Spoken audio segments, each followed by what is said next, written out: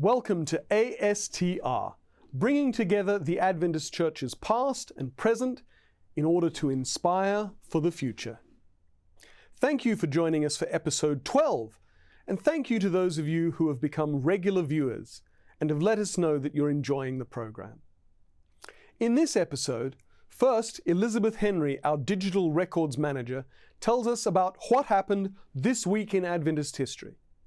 Next, Dr. Michael Juncker, our historical research specialist in ASTR, shares some important information about our journal, the Journal of Adventist Archives.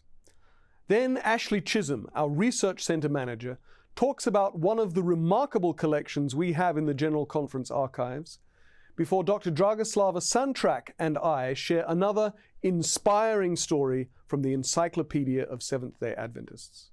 Finally, Meredith Carter, editor of the annual statistical report, will share some statistics about children's ministries in the Seventh-day Adventist Church.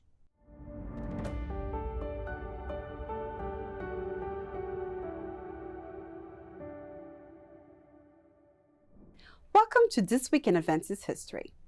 The June 17, 1907 issue of the Australasian Union Conference Record, the precursor to today's record, published an article written by and the letters addressed to A.S. Higgins.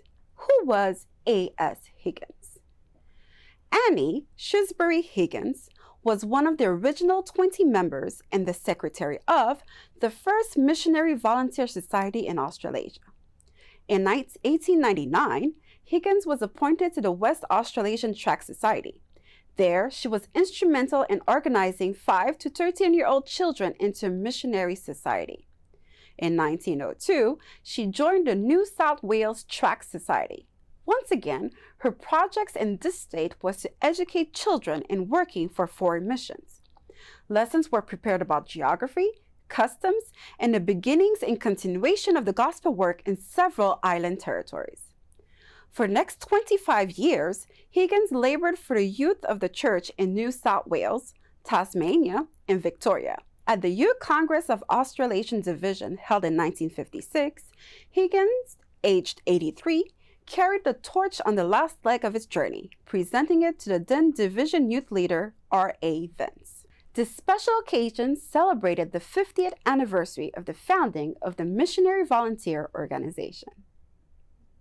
The 14th Annual Conference of the Association of Seventh-day Adventist Librarians, more commonly known as ASDAL, started on June 15, 1994. ASDAL is an international organization for individuals interested in SDA librarianship and was founded in June 1981 at the Pacific Union College in California, United States, by nearly 40 librarians, representing 8 SDA colleges and universities across North America. One of its founding members was Chloe Fouts. Fouts began her 41-year library career at Union College in 1962. She made significant contributions in the automation of the library, as well as the design of the new Ella Johnson Crandall Memorial Library, a facility that was occupied in 1984. While Fouts loved libraries, her real passion was preserving the history of Union College, a goal she accomplished in a collaboration with Everett Dick.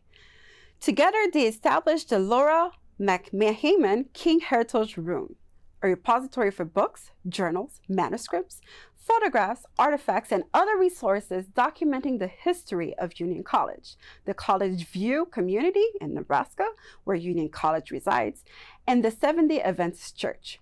As previously mentioned, Fouts was a founding member of ASDAL and attended every meeting of the association until her retirement in 2003. To read more on the lives of Annie Higgins, Chloe Fouts, and many others, please visit the Encyclopedia of Seventh-day Adventists at encyclopedia.adventist.org. This has been a look at This Week in Adventist History.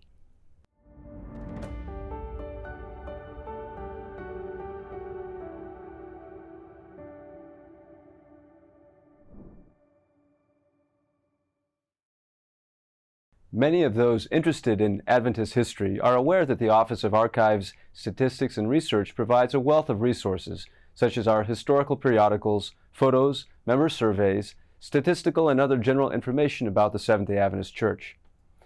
However, our newest resource is one that we're excited to share about too, and that is our publications, both books and also starting in 2021, the first issue of the Journal of Adventist Archives, which will be published annually.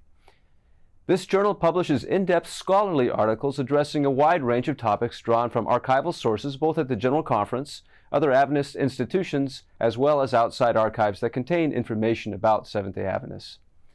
The topics our authors will address will vary widely, so please follow us regularly to learn about what Adventist historians are currently exploring. We know that historians passionate about Adventist history will not want to miss this new material we're bringing to light through the journal. And if our listeners are doing research on some aspect of Adventist history, please consider the journal for publishing your findings.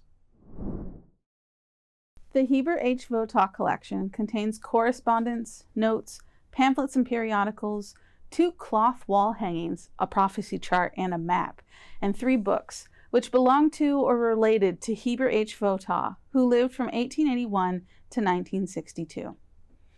Heber Herbert Votaw was born March 3, 1881, in West Mansfield, Ohio, United States, to Louis and Angeline Votaw. He was their 5th and final child.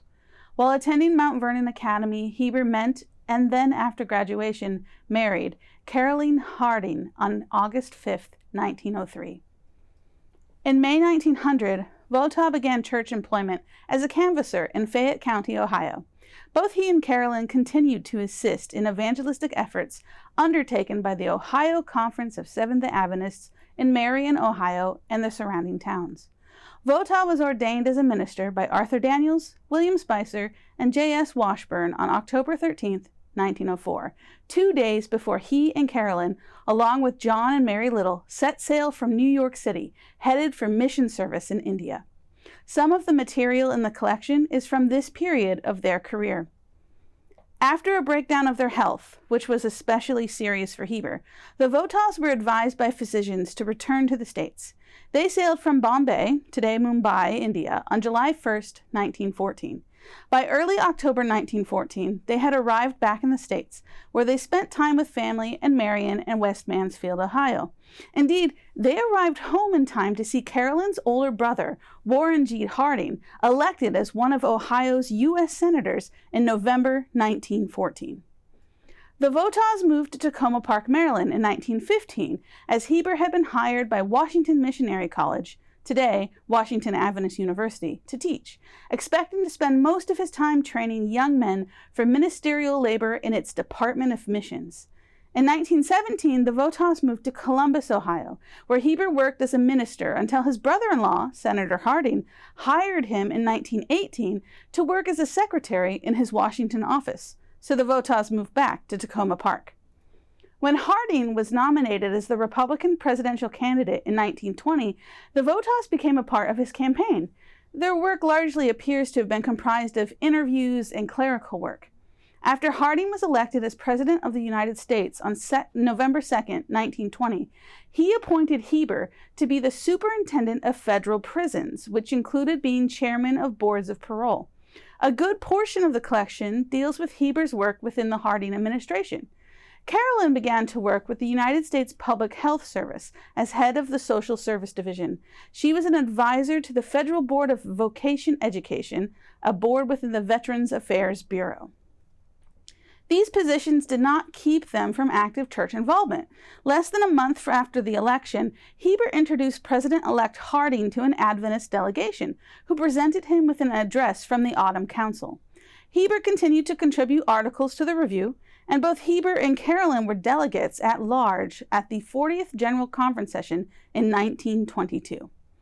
After Warren Harding's unexpected death in 1923, both Heber and Caroline were questioned and provided testimony during the various investigations into the administration's scandals. Both were cleared of any wrongdoing, but it's likely the stress led to another break in Heber's health, and so he spent a year working at the Washington Sanitarium while he recovered. In 1926, Heber Votaw became Associate Secretary, today an Associate Director, of the General Conference's Religious Liberty Department. As part of this position, he was Associate Editor of Liberty magazine. He worked with C.S. Longacre, swapping positions with him when he became the department's secretary, today director, in 1941 and editor of Liberty in 1942. The rest of the collection deals with this period of his life and includes correspondence between Votha, people seeking assistance with religious liberty matters on behalf of themselves or their organizations, and officials from the United States government. This includes correspondence with people such as U.S. Senator Millard E. Tydings, FBI Director J. Edgar Hoover, Secretary of the Navy Frank Knox, and Representatives Sol Bloom and Fred L. Crawford. Votha served on several denominational boards and committees, including the War Service Commission. Votha remained departmental secretary until 1950, when A.W. Johnson became secretary, and Votha once again became one of the department's associate secretaries. Carolyn Votha died in 1951. Heber retired in the summer of 1954, and he lived in Tacoma Park until his death on October 7, 1962. The materials in the Heber H. Votha collection provide a fascinating look into both American and Adventist history.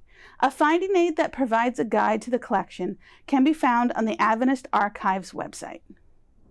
Imagine a bustling city teeming with people from all walks of life, each one searching for something to fill the void in their hearts. What if you could be the one to bring light and hope to these urban dwellers? The Adventist Church has discovered that 71% of our leaders have had the privilege of working in cities with over 1 million people, and it's time for all of us to join them in this essential mission. Ellen White, in her book Ministry to the Cities, stressed the importance of reaching out to people in large urban areas, even where no churches have been established. There's a great work to be done in these cities, a work that requires special talents, skills, and training. Did you know that 1/3 of church leaders experience personal and professional growth during their service in urban areas? And 22% became more aware of the bigger picture of the Adventist Church. It's an opportunity for growth and enlightenment that you don't want to miss. While the challenges of working in cities are real, the rewards are immeasurable. As Adventist Church members, we are called to bring light to the darkest corners of the world, and there's no better place to start than the heart of our cities. So while a majority of Adventist church leaders have had this experience, what about church members? In the Global Church Member Survey conducted in 2017-18, about a quarter, 23%, reported that they had participated in the Mission to the Cities initiative. Over a third, 39%, had heard of the program but had not participated. And what about you? Are you ready to dive deeper into the importance of urban ministry? It's time to understand how the findings of this study can impact you and your service to others. Visit AdventistResearch.info now to learn more about these findings, published on November 30th, 2022 and January 4th, 2023, and how you can apply these insights to your own journey within the Adventist Church. Don't wait. Knowledge is power, and it's time for you to be empowered. Do you know who Charlotte Blake was? Lottie, as she was known, was the first African-American Seventh-day Adventist to become a licensed physician. Today's story from the Encyclopedia of Seventh-day Adventists, the ASTR, is about this remarkable woman. This story and 4,000 more can be freely accessed at encyclopedia.adventist.org. Lottie Isbell was born on June 10, 1876, to Thomas and Frances Isbell in Appomattox Courthouse, Virginia. In 1896, at age 20, Lottie, her sister, mother, and 2 aunts joined the Seventh-day Adventist Church. Her conversion launched her onto an extraordinary path of medical missionary service. Her new church family supported her to study at the Adventist Nurses Training School at Battle Creek Sanitarium in Michigan. After enrolling in 1896, Lottie studied under Dr. John Harvey Kellogg, the well-known physician and head of Battle Creek Sanitarium. Kellogg guided her to study medicine at the American Medical Missionary College in Battle Creek, This was Adventism's first medical school, a forerunner to Loma Linda University in California. Lottie graduated from there at the top of her class in 1902 and became the first African-American Seventh-day Adventist to become a medical doctor. Dr. Kellogg encouraged Dr. Isbell to establish a sanitarium and nurses training center for blacks in the southern United States. She followed his advice and accepted a call to serve as the director of the Rock City Sanitarium in Nashville, Tennessee, recently founded in 1901. However, the black community did not readily accept her natural remedies and labeled her hydrotherapy mockingly as rags treatments. In the face of this rejection, Dr. Isbell moved her treatment rooms to the Hillcrest community just north of Nashville, hoping the rural population would be more receptive, but instead she met the same resistance. Nevertheless, Dr. Isbell's labor was not in vain. Her Rock City Sanitarium was the forerunner of Riverside Sanitarium and Hospital, which was the first black Seventh-day Adventist medical facility in that region.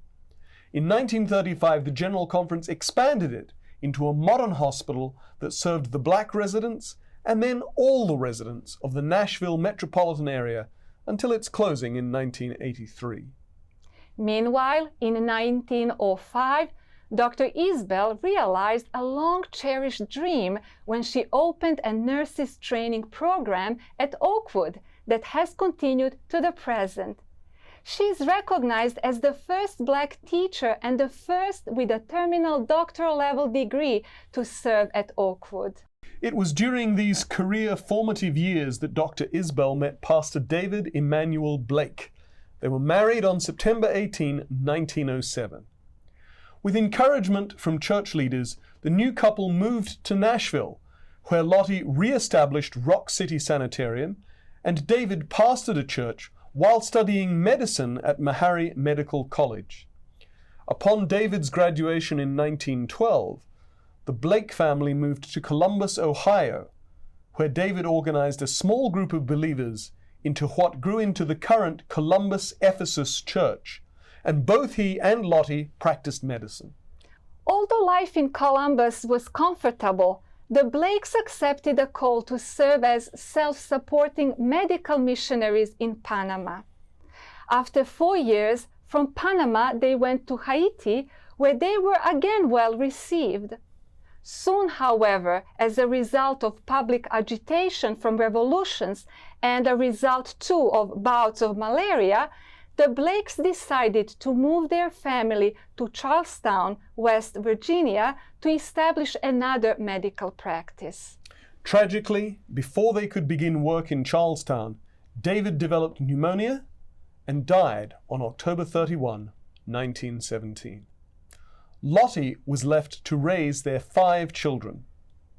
After struggling for several months, she applied for and was granted financial help from the Seventh-day Adventist Church. In her application for sustentation, Dr. Blake indicated the family had no home of their own. She declared, "My children are now with my parents, not Adventists. I hope to secure such help that I can have them under my supervision and yet be free to do enough medical work to support them as soon as possible." She returned to full-time medical practice and after 5 years was able to reunite with her children. She practiced medicine until she retired in 1957. She is acclaimed in the medical world for her discovery of a cure for smoky city pneumonia, a serious respiratory illness caused by the polluted air that was characteristic of Pittsburgh and other large cities at that time. Dr. Lottie Blake retired at the age of 81 and was honored by the American Medical Association for her more than 50 years of medical practice. She died on November 16, 1976 at the age of 100. Read the whole story about Dr. Lottie Blake and many others in the Encyclopedia of Seventh-day Adventists at encyclopedia.adventist.org. That's encyclopedia.adventist.org. Welcome to the latest statistical nugget from the ASTR Data Collection and Publication team.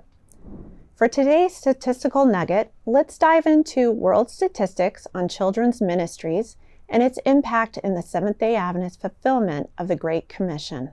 The Children's Ministry Statistics Table was last reported in the 2019 Annual Statistical Report, but is still collected annually by the Office of Archives, Statistics, and Research, and continues to be compiled and analyzed for statistical purposes.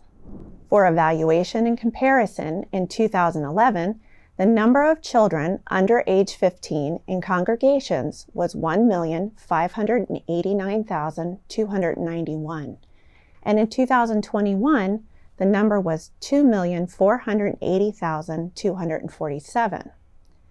This is a 56% increase in a 10-year span.